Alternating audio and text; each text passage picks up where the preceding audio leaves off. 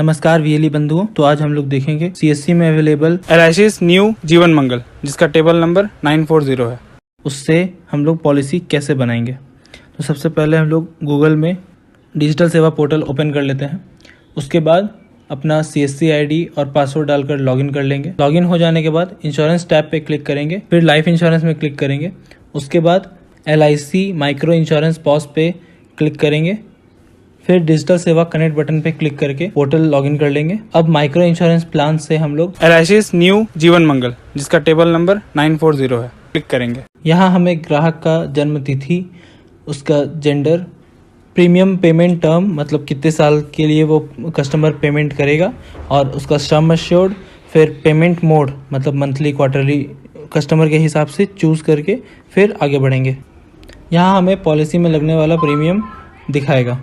उसके बाद वैलिडेट करके हम प्रपोजल फॉर्म में आ जाएंगे। यहाँ पर ग्राहक का नाम, उसका पता, मोबाइल नंबर, ईमेल आईडी सब कुछ बहुत ही ध्यानपूर्वक भरें ताकि भविष्य में कस्टमर को कोई परेशानी ना हो और ना आपको कोई दिक्कत हो। अब यहाँ हमें एज प्रूफ का डॉक्यूमेंट सेलेक्ट कर लेना है। फिर उसका आइडेंटिटी प्रूफ में जो डॉक्यूमेंट दिया है उसको सेलेक्ट कर लेंगे। फिर नेचर ऑफ ड्यूटी वो क्या करते हैं।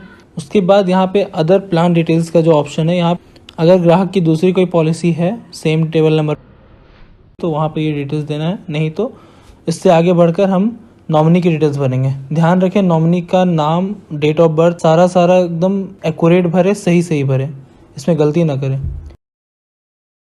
अगर ग्राहक की दूसरी कोई पॉलिसी है सेम टेबल नंबर।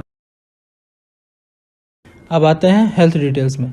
फिर उसका जो गुड हेल्थ है या नहीं है, यस और नो करके है वो उनसे पूछ कर और उसके बाद ही सही भरें। अगर गलत भरने से बाद में क्लेम में दिक्कत आ सकती है, जिसकी वजह से कस्टमर को दिक्कत हो सकता है। डिटेल्स के बाद अब है बैंक अकाउंट डिटेल्स। यहाँ पर कस्टमर का नाम, account number, IFSC code, account का टाइप क्या है, सेविंग्स या करंट, वो डालकर फिर हम लोग आ जाएंगे एजेंट कॉन्फिडेंशियल रिपोर्ट में। उसके बाद स्टेट ऑफ हेल्थ मतलब आपका स्वास्थ्य कैसा है। उसके बाद जो एलए टाइम पीरियड है, यहाँ पर ये डालेंगे कि आप उस कस्टमर को कितने दिनों से जान रहे हैं, ठीक है। उसके बाद कस्टमर का आइडेंटिफिकेशन मार्क, कोई एक मार्क होगा, वो कस्टमर का आइडेंटिफिकेशन मार्क यहाँ डालना है। फिर यहाँ पर कुछ क्वेश्चन दिया गया है जिसे आप अच्छे से पढ़ के ध्यानपूर्वक उसको भरें। इसके बाद टर्म्स एंड कंडीशन को एक्सेप्ट करके प्रोसीड कर दें। ये है प्रपोजल व्यू कॉलम। यहाँ पर हम लोग क्या करेंगे, सारा जो डिटेल्स हमने भरा है उसे पहले हम वेरीफाई कर लेंगे। अगर कहीं पे कुछ अगर गड़बड़ है कि अगर हमने कुछ गलत टाइप कर दिया है या गलत क्वेश्चन का आंसर दे दिया है, तो हम यहाँ नीचे में एडिट में जा करके उसको एडिट कर सकते हैं। जैसा कि हमने सारा कुछ मिला लिया है तो हम कंसेंट को एक्सेप्ट करके फिर यहाँ पे सबमिट कर देंगे। उसके बाद हम पे बटन पे क्लिक करके फिर सीएससी वॉलेट से अपना पेमेंट कर लेंगे। पेमेंट करने के बाद ये हमें प्रपोजल फॉर्म पेज पे ले आएगा। यहाँ हमें click to view proposal form पे क्लिक करके कस्टमर का प्रपोजल फॉर्म डाउनलोड कर लेंगे। उसके बाद उसको प्रिंट करके कस्टमर का फ़ोटो और कस्टमर का सिग्नेचर, फिर एक खुद सिग्नेचर करके देन उसको स्कैन कर लेंगे, जिसे हमें अपलोड करना है जैसा कि हमने यहाँ पे किया हुआ है। अगर कोई इलिटरेट है जो साइन नहीं कर सकता है तो उसका वहाँ पे हम लोग थंब इम्प्रेशन लेंगे और उसके बाद डिक्लेरेंट का सिग्नेचर लेंगे।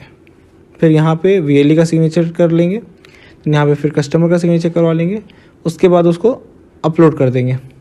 ध्यान रहे किसी भी डॉक्यूमेंट का साइज़ 3 MB से ज़्यादा का नहीं होना चाहिए। जैसे फ़ोटो, सिग्नेचर, कस्टमर का आधार कार्ड, पैन कार्ड, उसका बैंक का पासबुक, फिर हमने जो PDF जो स्कैन किया है वो कोई भी 3 MB से ज़्यादा का नहीं होना चाहिए। आप डॉक्यूमेंट चाहे तो इस SSID के द्वारा बाद में भी अपलोड कर सकते हैं। सारा डॉक्यूमेंट अपलोड हो जाने के बाद इस टैब को बंद कर दें। 24 से 48 घंटे के भीतर LIC की तरफ से कस्टमर को और आपको मेल द्वारा पॉलिसी कॉपी भेज दी जाएगी। डॉक्यूमेंट अपलोड करने के बाद पॉलिसी का स्टेटस जानने के लिए इस SSID के द्वारा चेक पॉलिसी स्टेटस पर जाएं।